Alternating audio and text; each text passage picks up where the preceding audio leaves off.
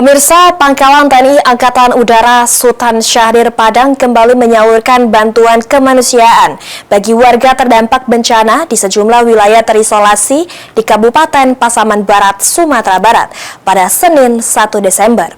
Bantuan seberat 1.105 kg itu diangkut menggunakan helikopter TNI AU dan diterbangkan menuju lapangan SMPN 2 Maligi, Kecamatan Sasakrana, Pesisir, untuk penerbangan yang pertama.